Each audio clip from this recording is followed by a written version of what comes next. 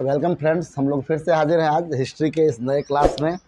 और आज जैसा कि हम लोगों ने पिछले सेशन में देखा था, क्लास 10th के हिस्ट्री के टॉपिक्स में हम लोग डिस्कशन कर रहे थे पूरे यूरोप में फैली हुई इस बीमारी के बारे में, जिससे पूरा यूरोप ग्रस्त था और जिसका निदान जल्द से जल्द यूरोप ढूंढना चाह रहा था। ऐसी कौन सी बीमारी थी? तो हम लोग डिस्कशन कर रहे थे इन चीज़ों के बारे में कि यूरोप में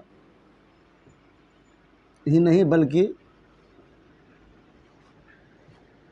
होल वर्ल्ड कहा जाए, पूरा का पूरा वर्ल्ड। हम कल डिस्कशन में हल्का सा इसको डिस्कशन किए थे कि एब्सोल्यूट मोनार्की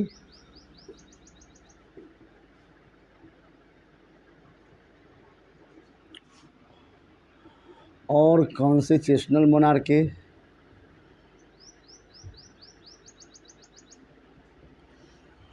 इन दोनों टॉपिक के बारे में हम लोगों ने खूब सारी चर्चाएं की थी और लास्ट सेशन हम लोगों का बड़ा ही अच्छा रहा था, रिस्पांस भी अच्छा मिला था। तो बातें करेंगे आज यूरोप और यूरोप से जुड़े हुए कुछ कंट्री के बारे में। देखेंगे हम लोग फ्रांस के बारे में आज, क्यों फ्रांस इतना ज़्यादा पॉपुलर हुआ, फ्रांस ने ऐसे कौन से चीज़ पूरे वर्ल्ड को उपलब्ध कराया जिस कारण से फ्रांस की एक अलग इमेज पूरे वर्ल्ड के मैप पर बन गई। तो सबसे पहले इसको एक बार रिकॉल कर लेते हैं। एब्सोल्यूट मोनार्की में हमने बताया था कि इसका मतलब होता है निरंकुश राजतंत्र। आप कल वाले क्लास में यानी कि पिछले क्लास में आपने देखा होगा इसके बारे में। तो निरंकुश राज, अच्छा ये वाला जो टॉपिक है, इसमें हम ये कहना चाह रहे हैं कि ये 9th से भी कनेक्टेड टॉपिक है, क्योंकि हम फ्रांस के बारे में पढ़ाने वाले हैं। अब अगला टॉपिक फ्रांस ही होने वाला है इसके जस्ट बाद। तो फ्रांस आपका 9th वाले का पहला चैप्टर है, फ्रेंच रेवोल्यूशन, उससे कनेक्ट हो जाएगा। आप इससे जुड़े रहेंगे, 9th वाले भी ध्यान से देखेंगे, किसी प्रकार की कोई दिक्कत आएगी तो बताएंगे भी। तो निरंकुश राजतंत्र के बारे में हम लोगों ने बातें किया था कि राजाओं का एक ऐसा दौर चला था जिसमें सभी राजा अपने उत्तराधिकारियों को अपने शासन व्यवस्था से जोड़ते थे। ये सही क्रम नहीं होता था अपने राज्य को चलाने का। कभी कभी तो ऐसे भी राजा आ जाते थे या राजा के पुत्र हो जाते थे जो उस राज्य के योग्य ही नहीं होते थे, फिर भी उनको शासन व्यवस्था मिल जाती थी क्योंकि उनकी ये परंपरागत नीति थी। लेकिन इन सब के बदले में इन सब का जो पनिशमेंट था वो जनताओं को भुगतना पड़ता था, जो काफ़ी और न्याय संगत था। तो इस तरह के शासन व्यवस्था को निरंकुश कहा गया है। निरंकुश कहने का मतलब इस पर किसी और का नियम नहीं चलता था, जनता कुछ भी नहीं बोल पाते थे, सारा का सारा नियम राजा और उसके परिवार वाले बनाते थे। मतलब रॉयल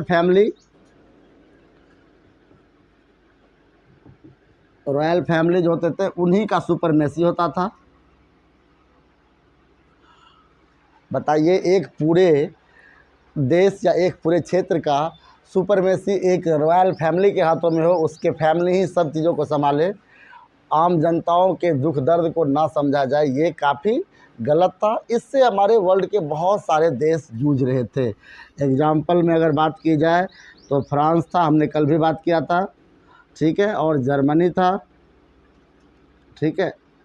इसके अलावा रसिया था। रसिया में आपने देखा होगा, जर्मनी को ज़रा सा हटा देते हैं साइड, इसको बेहतर विकल्प और किसी में मिलेगा। फ्रांस में हमने देखा था कि यहाँ पर लुई फैमिली वाले राज करते थे। वहीं रसिया में क्या था, जार फैमिली जो था वो शासन व्यवस्था में लंबे समय से मौजूद था। तो ये दो जो फैमिली हैं, जब इनकी कहानी हम लोग पढ़ेंगे तो देखेंगे कि किस प्रकार से ये दोनों फैमिली पूरे के पूरे दो बड़े देशों को, जिसका कि अभी पूरे वर्ल्ड में बहुत बेहतरीन नाम है, फ्रांस और रसिया, शक्तिशाली देशों में से एक है। तो इन दोनों देशों को बीमारी की तरह जकड़े हुए थे, ग्रसित किए हुए थे। आखिर क्या दिक्कतें थी? तो एब्सोल्यूट मोनार्की का कौन सा ऐसा तरीका था जिसके कारण फ्रांस और रसिया ने बगावत कर दी, रिवॉल्यूशन कर दी? हम लोग बात करेंगे आगे चलकर। तो दो ऐसे देश जहाँ पर एब्सोल्यूट मोनार्की था, और सबसे ज़्यादा एब्सोल्यूट मोनार्की कहीं देखना था तो यूरोप को अगर छोड़ दिया जाए अदर पार्ट में, तो इंडिया में बहुत सारे ऐसे क्षेत्र थे जहाँ पर एब्सोल्यूट मोनार्की भी था, ठीक है। चलिए बात करेंगे इंडिया के बारे में, जब इंडिया में आएंगे तब बात करेंगे। अभी देखते हैं कॉन्स्टिट्यूशनल मोनार्की के बारे में। तो ये शासन व्यवस्था हमारे वर्ल्ड को सही तरीके से सूट नहीं किया। फिर आया कॉन्स्टिट्यूशनल मोनार्की, इसको हम लोग कहते हैं संवैधानिक राजतंत्र। अब संवैधानिक राजतंत्र में यहाँ संविधान और राजा दोनों एक दूसरे को क्या करेंगे, ओवरलैप करेंगे, यानी राजा और संविधान। संविधान को इंग्लिश में हम लोग कॉन्स्टिट्यूशन कहते हैं। तो राजा की शक्तियों का देख रेख संविधान करेगा, और संविधान में किसी प्रकार की गड़बड़ी होगी तो उसमें राजा भी हस्तक्षेप करेगा, यानी दोनों एक दूसरे के पावर को ओवरलैप करेंगे। तो ये व्यवस्था से कहीं बेहतर ये था, ठीक है। और ये हम देखें कहाँ पे, ये हमारे ब्रिटेन यानी कि इंग्लैंड में हुआ, ठीक है। तो कॉन्स्टिट्यूशनल मोनार्की देखिए, धीरे धीरे वर्ल्ड का ये नियम है समय के अनुसार परिवर्तन करते जाना। जीवन में जो समय के अनुसार अपने आप में परिवर्तन लाते जाता है, मॉडिफाई करते जाता है अपने आप को, वो टिक पाता है। आपने डार्विन के सिद्धांत को पढ़ा होगा बायोलॉजी में, नहीं पढ़ा है तो हम पढ़ाएंगे भी, कि किसी प्रकार से अगर माहौल में अपने आप को एडजस्ट करके रखना है, इस बदलती परिवेश में अगर हमको जीवित रहना है, तो जैसा माहौल देखेंगे उस प्रकार का हम लोग काम करेंगे। यहाँ एब्सोल्यूट मोनार्की से पूरा वर्ल्ड खुश नहीं था, तो नया चीज़ क्या आया, कॉन्स्टिट्यूशनल मोनार्की आया। यह भी राजा के शासन पर ही आधारित था, लेकिन यहाँ पर राजा को थोड़ा सा ओवरकम करने के लिए, उसके पावर को ओवरकम करने के लिए संविधान भी आ गया था। अब दोनों मिलकर देश को या अपने क्षेत्र को बराबर से चलाते थे। ये तो दो पार्ट हो गए। तीसरा देखते हैं इसमें हम, तीसरा इसका आया डिक्टेटरशिप।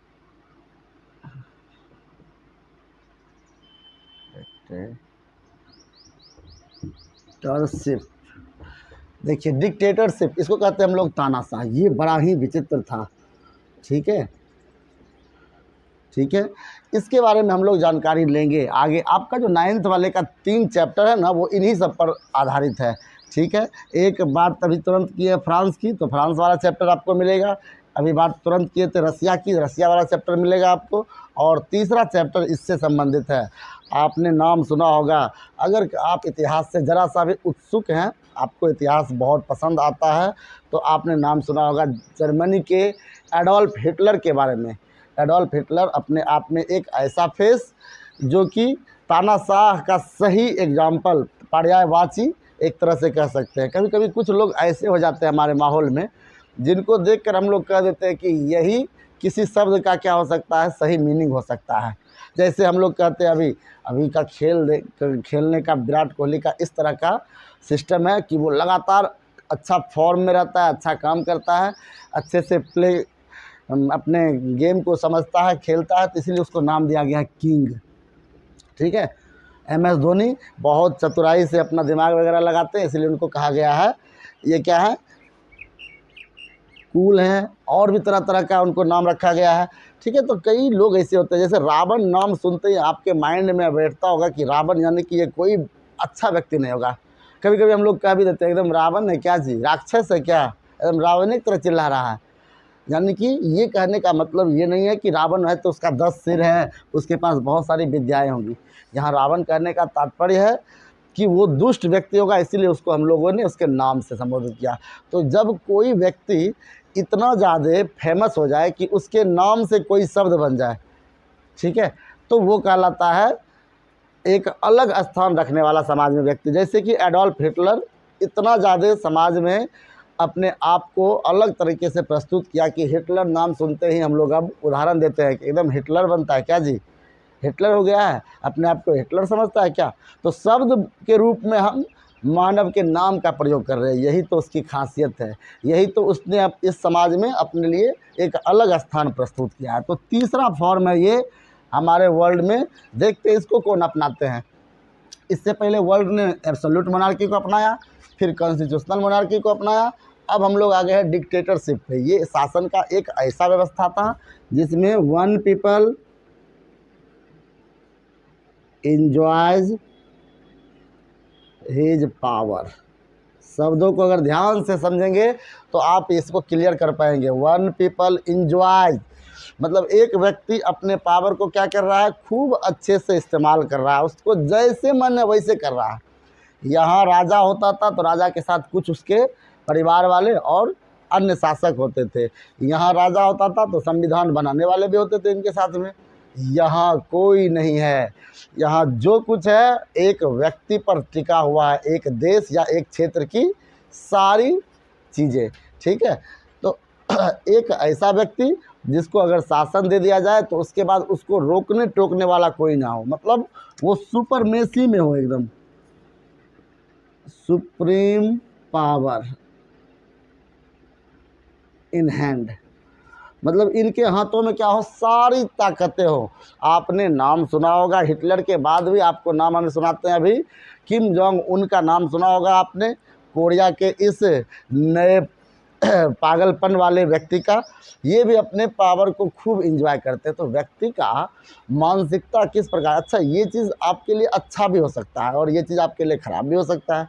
अगर पावर किसी एक व्यक्ति के हाथ में दे दिया जाए और वह व्यक्ति सही सचमुच में अच्छे काम करने वाले हो, फॉर एग्ज़ाम्पल आपने एक काल्पनिक मूवी देखी होगी KGF नाम की, ठीक है, बहुत सारा फेमस है वो KGF, कोलार गोल्ड फील्ड पर आधारित ये फिल्म। और इसमें एक कैरेक्टर है जिसका नाम है रॉकी, और रॉकी को भी डिक्टेटर के तरह ही दिखाया गया उसमें, मतलब सारा रूल वही बनाता है, किसी और की बातों को वो नहीं मानता है। लेकिन उसकी एक अच्छाई क्या है कि वह अपने प्रजा से बहुत प्यार करता है, वह अपने लोगों से बहुत प्यार करता है, उसे अपने लोगों के तकलीफ़ पसंद नहीं है, वो दर्द में रहे लोग उनको वो पसंद नहीं है, ठीक है। उसके लिए वह तरह तरह का रिस्क लेता है, जोखिम लेता है, और तब जाकर वो अपने क्षेत्र की भलाई करता है। तो डिक्टेटरशिप ये भी एक फॉर्म हो सकता है। लेकिन आश्चर्य की बात है कि पूरे विश्व में किसी ने ऐसे काम करने का प्रयास ही नहीं किया, इस पक्ष को दिखाने का प्रयास ही नहीं किया जो डिक्टेटरशिप का होना चाहिए था, बल्कि एक ऐसा पक्ष समाज के सामने आया जिसने डिक्टेटरशिप की परिभाषा ही बदल कर रख दी। अब लोग इससे डरते हैं, अब बोलते हैं डिक्टेटर बनते हैं, तानाशाह बनते हैं, मतलब इसको एक गलत इम्पैक्ट के साथ प्रस्तुत किया गया है। इसमें हद तक जिम्मेदार वो सब शासक हैं जिन्होंने इस व्यवस्था को अपने साथ जोड़ा, खास कर जर्मनी में एडोल्फ हिटलर ने, उसके बाद इटली में बेनिटो मुसोलिनी ने, ईरान में राजा शाह पहलवी ने, और अभी किम जोंग उन ने। इन सब ने क्या किया है, डिक्टेटरशिप को अच्छे से फॉलो किया है। आपसे हम चर्चा करेंगे, ढेर सारे ऐसे शासक होंगे जो एडोल्फ हिटलर के लाइन में ही आगे लगे हुए हैं, इसी तरह के शासन व्यवस्था से जुड़े हुए हैं, जो चाहते थे कि सारा शासक हमारे हाथों में हो, पूरी प्रजा हमें भगवान माने, हम जो बोले वही हो, हमको भगवान का प्रतिनिधित्व माना जाए। एडोल्फ हिटलर का कभी कभी शब्द था कि हमको भगवान का एक प्रतिनिधित्व माना जाए, हम ही सब कुछ करेंगे, सारी जनता हमसे खुश रहे, जो हम कहे वो करे वो लोग, कोई नया नियम ना बनाए, हमारे विरुद्ध कोई काम ना करे। ये सारी चीज़ें डिक्टेटरशिप को परिभाषित करती है। तो समाज का ये पक्ष अभी भी पूरे वर्ल्ड के लिए अच्छा नहीं था। अब पूरे वर्ल्ड नए शासन व्यवस्था को खोजने लगे। पहले एब्सोल्यूट मोनार्की से जुड़े, वो अच्छा नहीं लगा, कॉन्स्टिट्यूशनल मोनार्की से जुड़े, वो अच्छा नहीं लगा, कुछ लोगों ने डिक्टेटरशिप को सामने लाकर दिखाया, ये भी अच्छा नहीं लगा। इसमें एग्जाम्पल में आप लिख सकते हैं जर्मनी, ठीक है, कुछ दिनों के लिए इटली में रहा और ईरान में रहा और नॉर्थ कोरिया में, ठीक है। चलिए ये सब चीज़ें तो देख ही रहे हैं।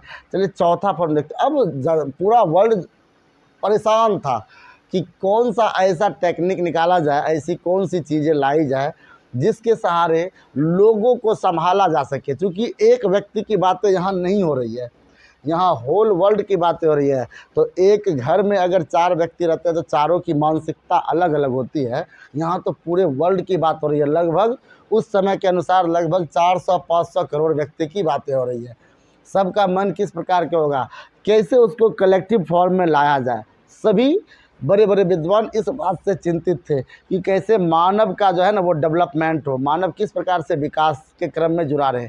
मानव बहुत सारा काम तो अच्छे से करते जा रहा था, लेकिन किसी नए नियम के अनुसार बंधा हुआ नहीं था, इस कारण से दिक्कतें आती। तो ऐसा कौन सा नया नियम लाया जाए जिससे मानव अपनाकर सुखी से रह सके। तो चलिए चौथा फॉर्म इसमें आ गया निकल कर, ये आया डेमोक्रेसी। इसे हम लोग कहते हैं लोकतंत्र, इसे हम लोग कह सकते हैं जनतंत्र। ठीक है, लोक या जन का मतलब होता है पीपल प्लस सिस्टम। जरा सा समझिएगा इस बात को। तो इसमें राजा और संविधान, यानी कुछ लोग जुड़े हुए राजा से ही। इसमें एक व्यक्ति, यहाँ कौन आ गया? तो असली समस्या इन तीनों में किसके साथ उत्पन्न हो रही थी? असली समस्या यहाँ भी जनता को हो रहा था, यहाँ भी जनता को हो रहा था, यहाँ तो सबसे ज़्यादा जनता को हो रहा था। तो कुछ विद्वानों ने सोचा कि क्यों ना हम जनता को ही इसमें सुप्रीम कर दें। इस बार ना राजा होगा, ना राजा के लोग होंगे, ना संविधान को हम लोग ध्यान में उस तरह का रखेंगे। राजा से जुड़े हुए संविधान को हम लोग ध्यान में नहीं रखेंगे, ना ही किसी ऐसे व्यक्ति को शासन दे देंगे जो बिल्कुल पागल ही हो। ठीक है, तो क्या किया जाए इसमें? तो इसमें कहा गया by the people, for the people,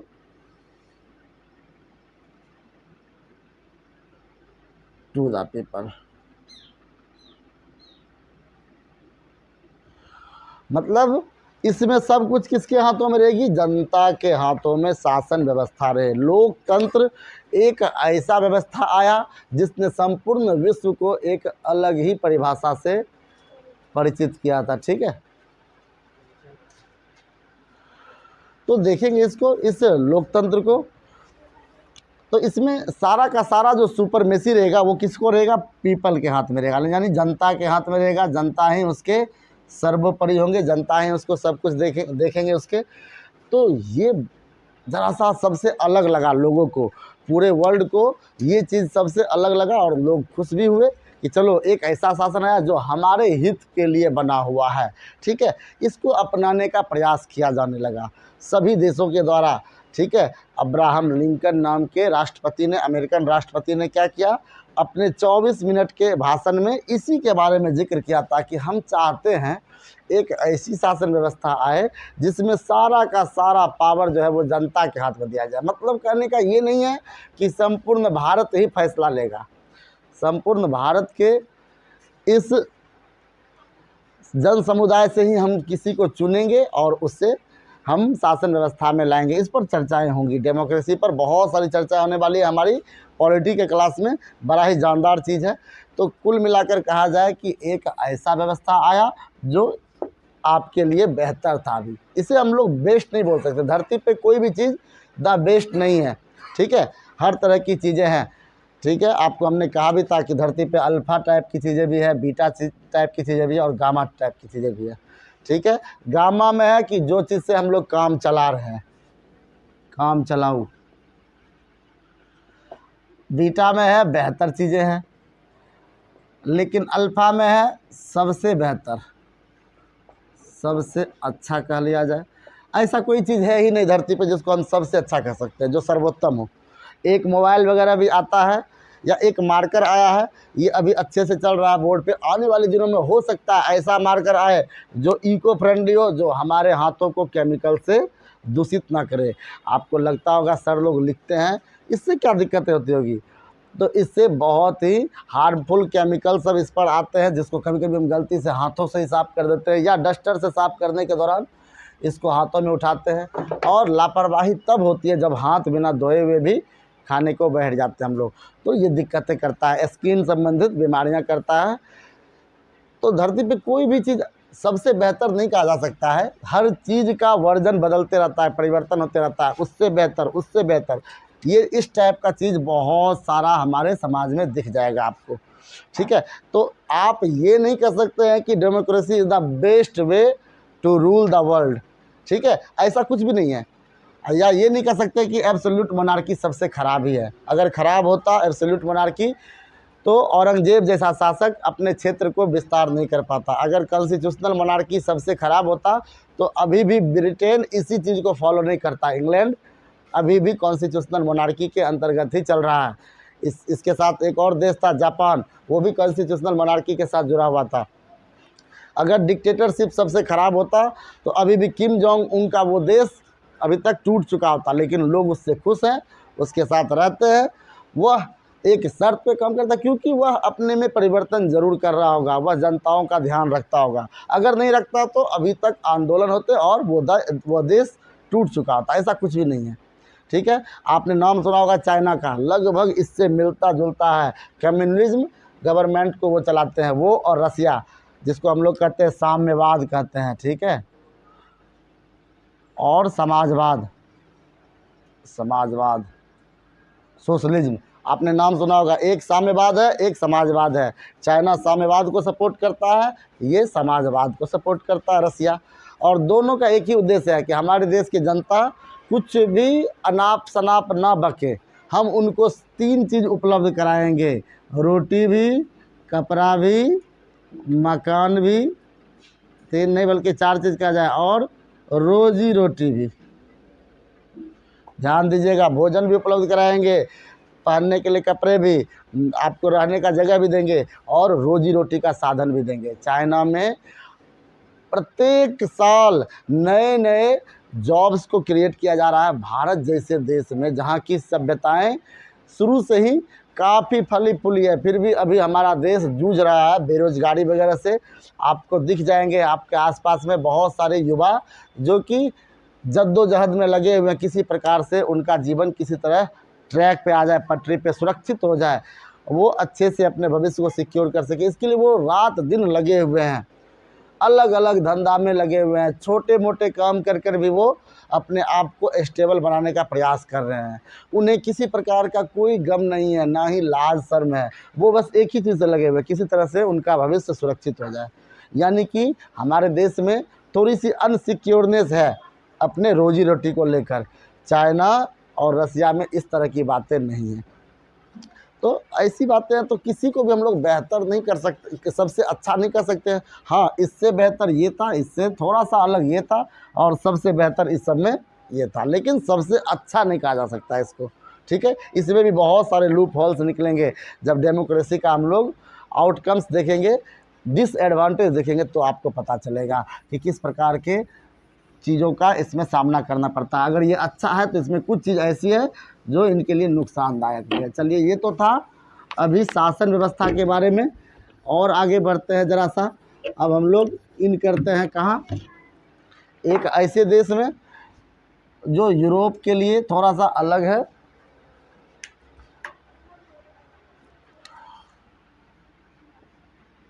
Europe and France देखते हैं ज़रा सा कि किस प्रकार के स्थितियों का सामना इन दोनों पॉइंट में हम लोगों को मिलने वाला है, ठीक है। अच्छा, हमने यूरोप एंड फ्रांस ही लिखा है, ठीक है। उससे पहले हम लोग फ्रांस को यूरोप के नक्शे पर देखेंगे अभी तुरंत, ठीक है, फिर आगे बढ़ेंगे। आप लोगों को मैंने कहा था कि एक एक मैप भी ले लेना है, तो मैप आप जान लीजिए, मैप के सहारे आपकी पढ़ाई और भी आसान हो जाएगी। मैप कई प्रकार के होते हैं, ठीक है। मैप ज्योग्राफिकल होता है, मैप पॉलिटिकल होता है, मैप फिजिकल होता है, ठीक है। अलग अलग चीज़ों से बना होता है। तो हमारा मेन उद्देश्य रहेगा पॉलिटिकल और फिजिकल, कभी कभार फिजिकल देखेंगे, लेकिन मैक्सिमम यही रहेगा पॉलिटिकल। क्यों? क्योंकि बातें हो रही है हिस्ट्री की, लेकिन इसमें कहीं ना कहीं कनेक्शन पॉलिटी का रहेगा। सभी देशों का उद्देश्य होता है कि अगर हमारा वास्तविक डेवलपमेंट करना है ना, तो हमको अपने क्षेत्र को भी उसी तरह का बना के रखना होगा। हम जितना ज़्यादा फैला सकेंगे अपने क्षेत्रों को, वो हमारे लिए बेहतर रहेगा, ठीक है। जो देश अपने आप को जितना ज़्यादा फैला पाते हैं, वह देश उतना ताकतवर माना जाता है, ठीक है। और जिस देश की बातें संपूर्ण विश्व करे, वह भी ताकतवर कहलाएगा। तो मैप आप अपने साथ रखेंगे। फिर देखेंगे हम लोग अभी फ्रांस के बारे में भी। तो यूरोप में कई कंट्री हैं यूरोप के, जिससे हम लोग आपको परिचय दिया था। जैसे कि यूरोप में फ्रांस भी है, इंग्लैंड भी है, स्वीडन भी है, नॉर्वे भी है, ग्रीस भी है, हल्का हिस्सा रसिया का भी है, लग्जमबर्ग भी है, बुल्गारिया भी है, रोमानिया भी है। ऐसे ढेर सारे देश है, स्विट्जरलैंड है, पुर्तगाल है, ऐसे ढेर सारे देश, आयरलैंड है, स्कॉटलैंड है। लेकिन उसमें सबसे ऊपर नाम फ्रांस का आ रहा है, और उसके बाद इंग्लैंड आएंगे, फिर जर्मनी आएगा, सब आएंगे, लेकिन फ्रांस अलग स्थान। ऐसा क्या किया इसने, फ्रांस ने, जिसके कारण यूरोप में इसकी वाहवाही हो रही थी। सिर्फ यूरोप ही नहीं बल्कि संपूर्ण विश्व फ्रांस की ओर टकटकी निगाहें से देख रहा था। तो एक शब्द है, इसका नाम है पुनर्जागरण। ठीक है, पुनर्जागरण। देखिए शब्द में ही छुपा हुआ है, पुनः प्लस जागरण। जागरण मतलब जागना। ठीक है, तो एक बार फिर से जगने का प्रयास है, लेकिन क्यों जगने का प्रयास है? आखिर हम सोए क्या, किस प्रकार थे, कौन से सोने की बात हो रही है इसमें? तो संपूर्ण विश्व जब मानव सभ्यता के विकास की ओर लगा हुआ था, अर्ली मैन से हम लोग ह्यूमन एज में जब आ गए थे, मानव के रूप में आ गए थे, आदि मानव से मानव के रूप में, तो इस क्रम में आने के बाद हमारा जो समाज था वो पुराने रीति रिवाजों से बंधा हुआ था। सभी अपने अपने धर्मों से बंधे हुए थे, रूढ़िवादी विचारधाराओं से बंधे हुए थे। जहाँ यूरोप अपने सांस्कृतिक चीज़ों को छोड़ना नहीं चाह रहा था, यूरोप में संपूर्ण भाग में क्रिश्चियनिटी फैली हुई थी, वहीं एशिया जैसे देश जो थे, एशिया के जो कॉन्टिनेंट के देश थे, वो अपने धर्म को छोड़ना नहीं चाह रहे थे। अफ्रीकन अपने धर्म को छोड़ना नहीं चाह रहे थे। तो सब अपने अपने धर्म और संस्कृति में बंधे हुए थे। तो फिर यहाँ पर पुनर्जागरण की बातें क्या आई, आखिर कौन सा ऐसा काम किया गया जिस कारण से लोग जागने की बातें कर रहे हैं?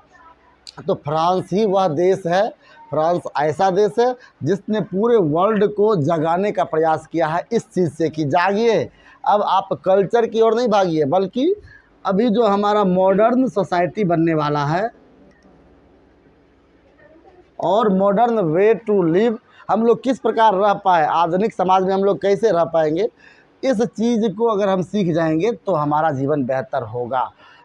आप जानते हैं कि आदि मानव भी शुरुआत में भोजन क्या करता था, इधर उधर ढूंढ कर खाता था, फिर उसने भोजन को, तो हम लोग बातें कर रहे थे अभी अर्ली मैन के बारे में कि अर्ली मैन से ह्यूमन बनने के क्रम में हम लोगों ने क्या किया, फूड गैदरिंग करने से लेकर हम लोग फूड का एग्रीकल्चर करना, कल्टीवेशन करना शुरू कर दिया। यानी कि मानव सभ्यता का यह इतिहास रहा है कि वह अपने आप में परिवर्तन लाते रहा है। ठीक है, तो फिर हम इन रूढ़िवादी बातों को क्यों संभाल कर रखते, ढेर सारे दिन तक ढोते क्यों?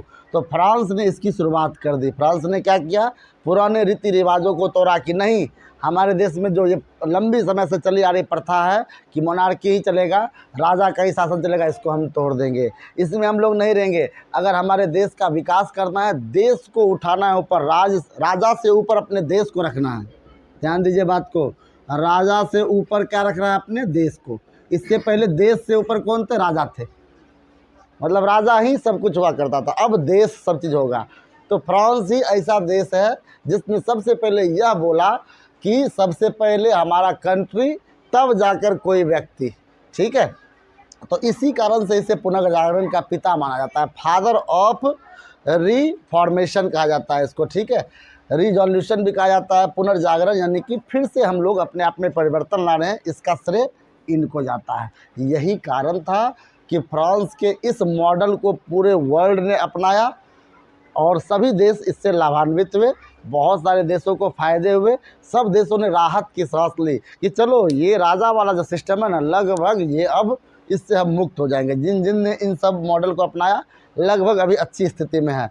भारत ने भी यूरोप का ना होते हुए भी भारत इस मॉडल को अपनाया, जद्दोजहद की, लड़ाइयाँ की, भारत को काफ़ी कठिनाइयों का सामना करना पड़ा इन सब की अपेक्षा। यहाँ तो कुछ भी नहीं था। जब हम इंडियन रिवॉल्यूशन के बारे में पढ़ेंगे तो आपको पता चलेगा कि भारत इंटरनल एक्सटर्नल सब तरह के प्रॉब्लम से जूझ रहा था। यहाँ ऐसी कोई बातें नहीं थी, लगभग ठीक ठाक चल रहा था। 100 सालों तक रोम से युद्ध सिर्फ किया, ये 100 साल तक युद्ध चला फ्रांस का और रोम का, यानी इटली के हिस्से का। तो दोनों के बीच 100 सालों तक अनबन चलते रहा, 1-2 साल नहीं, लेकिन फिर वो ठीक हो गया। उसके बाद फिर से ये अपना लाइफ जी रहा था। पूरा फ्रांस अपने आप को रीमॉडलिंग के फेज में ले आया। तो देखते हैं, सबसे पहले इसका हम लोग अभी मैप पर देखते हैं आसपास के इलाके में फ्रांस के, क्योंकि किसी भी चैप्टर को शुरू करने से पहले हम लोग देखेंगे हर बार कि मैप में उसकी पोजीशन क्या है, आसपास के देश कैसे हैं, ये सब देखना ज़रूरी होगा। ताकि आप इजीली कनेक्ट कर पाओ।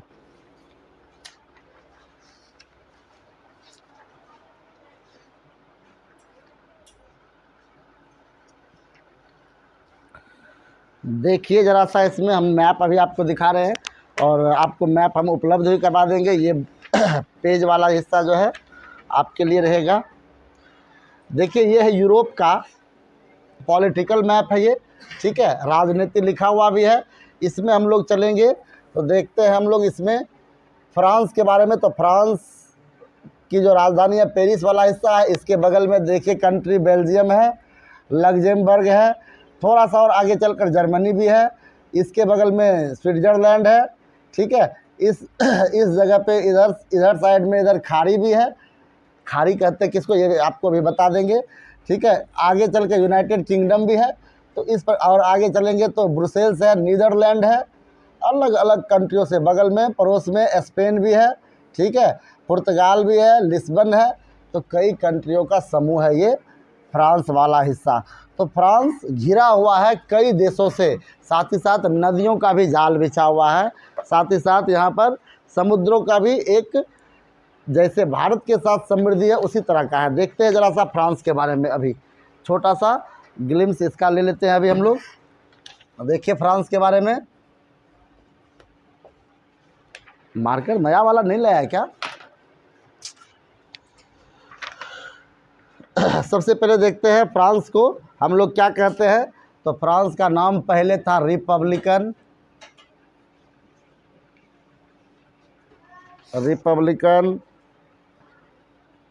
फ्रेंचाइज, ये वहाँ का नाम है, अभी भी वहाँ का नाम इसी तरह से लिखाता है, ठीक है। वहाँ की लैंग्वेज फ्रेंच है और इसी तरह की चीज़ें लिखाती है फ्रांस के लिए, ठीक है। कुछ जानकारियाँ फ्रांस के बारे में लेते हैं। उसके बाद देखते हैं, यह यूरोप का एक कंट्री है, ये तो आप जानते हैं, पार्ट ऑफ यूरोप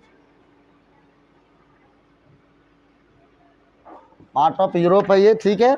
अच्छा, ये जो है हमारा धरती जो है, इस पर कई सागर है, जिसमें से कुछ एक के नाम हमें लिख रहे हैं हम।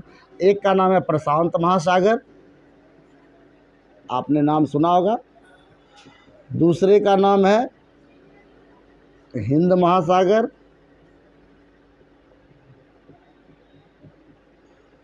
ठीक है। बाकी का जितना भी महासागर का आपने नाम सुना होगा, आर्कटिक, अटलांटिक, सब के सब बस छोटे छोटे है। तीसरा जो सबसे बड़ा है उसको कहते हैं हम लोग दक्षिणी सागर या महासागर, ठीक है। अब इसके छोटे छोटे सबसिक्वेंट भी हैं जिसको हम लोग सागर कहते हैं। तो एक नाम आएगा भूमध्य सागर, नाम याद रखिएगा, भूमध्य सागर, ठीक है। इसको कहा जाता है मेडिटेरियन सी, ठीक है, मेडिटेरियन सी, भूमध्य सागर। तो फ्रांस भूमध्य सागर के साथ जुड़ा हुआ था, ठीक है, भूमध्य सागर के बगल वाला था, कुछ हिस्सा है इसका भूमध्य सागर के साथ था जुड़ा हुआ। चलिए और देखते हैं, फ्रांस की राजधानी देख लेते हैं।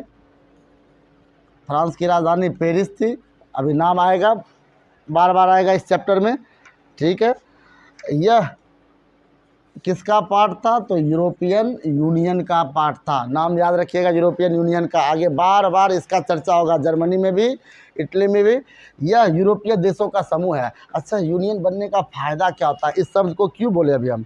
तो इसके अंतर्गत लगभग 40 से 45 देश हैं, और इसकी खासियत जानते हैं आप कि इसमें जो जितने भी जुड़े हुए देश हैं वो एक दूसरे के साथ व्यापार करेंगे तो उस पर कोई टैक्स नहीं लगेगा। फॉर एग्जांपल, अगर हम ऑस्ट्रेलिया के साथ व्यापार करने जाएंगे तो ऑस्ट्रेलिया भी लेगा उसका चार्ज और भारत भी लेगा चार्ज। लेकिन यूरोप के दो कंट्री जैसे फ्रांस और ब्रिटेन के बीच अगर व्यापार होगा तो ना फ्रांस कुछ लेगा ना ब्रिटेन लेगा। इससे क्या होता है कि फ़ायदे हो जाते हैं, अर्थव्यवस्था में ये एक मजबूती प्रदान करता है। अगर आपको टैक्स ना लगे तो आप वस्तुओं का कीमत बढ़ाएंगे नहीं, और वस्तुओं का कीमत बढ़ेगा नहीं तो लोग सब आसानी से उसको खरीदेंगे, लोगों को भी सुविधा होगी, सरकार भी अच्छे से रहेगा। तो यूरोपीय यूनियन बनने का यही कारण था, और उसका एक सदस्य फ्रांस भी था, ठीक है। और देखते हैं आगे बढ़कर इसमें, अकॉर्डिंग टू एरिया के दृष्टिकोण से फ्रांस सबसे बड़ा देश था, फर्स्ट नंबर पे। यूरोप में। ठीक है, तो आपसे पूछा जाएगा कि क्यों बार बार फ्रांस की बातें हो रही है। तो फ्रांस देखिए अपना राजनीतिक प्रभाव तो दिखा ही रहा था, लेकिन अगर इसका कहा जाए एरिया के दृष्टिकोण से तो ये उसमें भी एक नंबर पे है, यानी कि क्षेत्र में भी ये एक नंबर पर है और काम भी यह एक नंबर का कर रहा है। ठीक है, असली ये हीरो बन के सामने आ रहा है। ठीक है, देखते हैं इसके सभी क्षेत्र में। नॉर्थ में देखिए फ्रांस के कौन सा देश था, अभी तुरंत आपको दिखाया बेल्जियम था। आगे आप क्लास 10th में बेल्जियम के बारे में पढ़ने वाले हैं सिविक्स में। ठीक है, बेल्जियम की टॉपिक आएगी। ठीक है, इसके अलावा लग्जमबर्ग था, एक ऐसा देश जो काफ़ी अमीर देश में से माना जाता है। ठीक है, ईस्ट में इसके देख लीजिए, ईस्ट में इसके जर्मनी है, ये काफ़ी शक्तिशाली देश आगे चलकर बनेगा जिसके बारे में चर्चाएं करेंगे। ठीक है, और स्विट्ज़रलैंड है, स्विट्ज़रलैंड है। और देखते हैं इसमें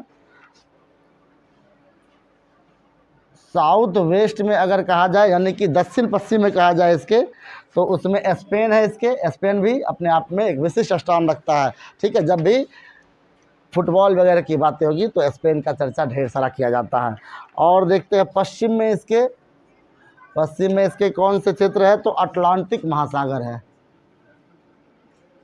अटलांटिक ओशन है। ठीक है, उत्तर पश्चिम में देख लेते हैं, नॉर्थ वेस्ट में इसके इंग्लिश चैनल है, इंग्लिश चैनल है, चैनल का नाम समझ जाइए। तो अभी आपको इससे पहले मैंने बताया था खाड़ी के बारे में। ठीक है, और ये चैनल, दोनों में अंतर देख ले। चैनल होता है कि जब समुद्र का कोई हिस्सा, बड़ा सा हिस्सा और समुद्र के टाइप का है, और वो निकल कर किसी एक विशेष क्षेत्र की ओर बहने लगे, एक नदी की तरह।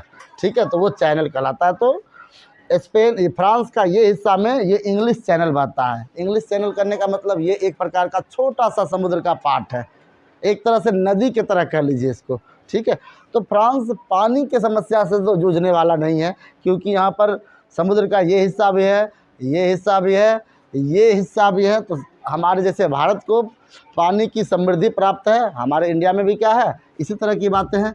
आपने देखा होगा इंडिया में नीचे की ओर इंडियन ओशन है, इस साइड में आपने देखा होगा बे ऑफ बंगाल है, और इस साइड में आपने देखा होगा अरेबियन सी है।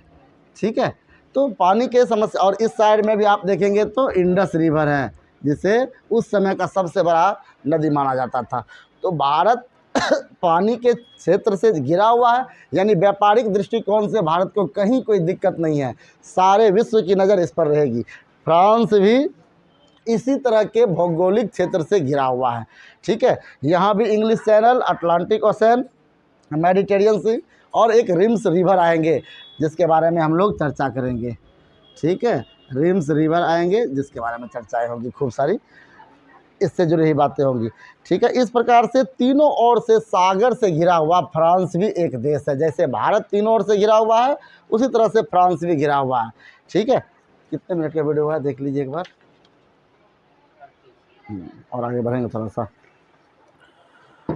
चलिए तो देखते हैं इसमें, ये तो इसकी भौगोलिक बातें थी, कुछ देशों के साथ इसका नेबरहुड रिलेशन भी था। अब फ्रांस ने क्या किया ये भी आपको पता चल चुका है कि फ्रांस एक ऐसा देश जिसने क्या किया, पुनर्जागरण लाया था, पूरे विश्व को एक नई शासन व्यवस्था से जोड़ कर रखा था, ये तो आपको पता चल चुका है। ठीक है, अगले क्लास में हम लोग देखने वाले हैं इसके किस हिस्से को, ज़रा सा उसके टॉपिक को हम अभी आपके सामने रख दे रहे हैं। नेक्स्ट जो क्लास रहने वाला है इसमें हम लोग देखेंगे फ्रेंच रेवोल्यूशन के बारे में, कि फ्रांस जैसा देश जो पूरे दुनिया को एक नए पाठ की ओर लेकर जा रहा था, आखिर उसके अंदर में ऐसी कौन सी कलह चल रही थी, कौन सी तकलीफ़ें थी जिस कारण से इन्होंने आंदोलन कर दिया था। साथ ही हम लोग देखेंगे फ्रेडरिक सैडिउ के बारे में, सैडिउ के बारे में, एक विशिष्ट प्रकार का चित्रकार जो कि अपने चित्रकारी के माध्यम से संपूर्ण विश्व को एक संकेत देगा। ये दोनों अलग अलग टाइम लाइन की चीज़ें हैं, लेकिन दोनों एक दूसरे से कनेक्ट होगा। ठीक है, जहाँ फ्रेंच रेवोल्यूशन पहले हो चुका है, वहीं फ्रेडरिक सैडिउ वाला ये घटना जो है वो उसके साथ किस तरह से इंटरलिंक्ड है, और संपूर्ण वर्ल्ड के लिए इनकी चित्रकारी, इनकी जो ड्राइंग है इनकी जो पेंटिंग है, ठीक है, वो किस प्रकार से एक अनोखा काम करने वाला है, ये भी हम अगले टॉपिक में देखने वाले हैं। इस नाम को आप भूलेंगे नहीं। साथ ही साथ फ्रेंच रेवोल्यूशन में ऐसी कौन सी घटनाएं हुई, लुई 16 का परिवार ने किस प्रकार से आतंक फैलाया था, लोगों को कौन से समस्याओं का सामना करना पड़ा कि अचानक सुबह के समय में लोग सड़क पर निकल गए डर से कि कहीं हमको मार ना दिया जाए। ठीक है, हम लोगों के खिलाफ कोई साजिश तो नहीं चल रही है। लोगों ने विद्रोह कर दिया, लोगों ने उनके आसपास के क्षेत्र को लूट लिए, कई महलों को जला दिया। आखिर ऐसी स्थिति का सामना उनको क्यों करना पड़ा। साथ ही साथ इनकी चित्रकारी में जो 4 चित्र होगा उसके बारे में भी देखेंगे कि किस प्रकार से वो चारों चित्र पूरे विश्व को एक सीख देगा और उस सीख पर चलकर पूरा विश्व अपने आप में सुधार लाएगा। तो उम्मीद करेंगे कि आप इसे पढ़कर आएंगे। इस टॉपिक को भी आप थोड़ा सा कनेक्ट कर लेंगे। ये सिर्फ और सिर्फ अभी इंट्रोडक्शन चल रहा था इसका, कल से ये चैप्टर स्टार्ट हो रहा है आपके लिए। एक अच्छे तरीके से हम मज़ेदार तरीके से इसका सारा कल्पना करके लाएंगे, सारी चीज़ें इसकी बनावट करके लाएंगे। उम्मीद करेंगे कि आप भी इस पर मेहनत करेंगे, वीडियो को देखेंगे, शेयर करेंगे। किसी भी प्रकार की दिक्कतें होंगी तो धन्यवाद।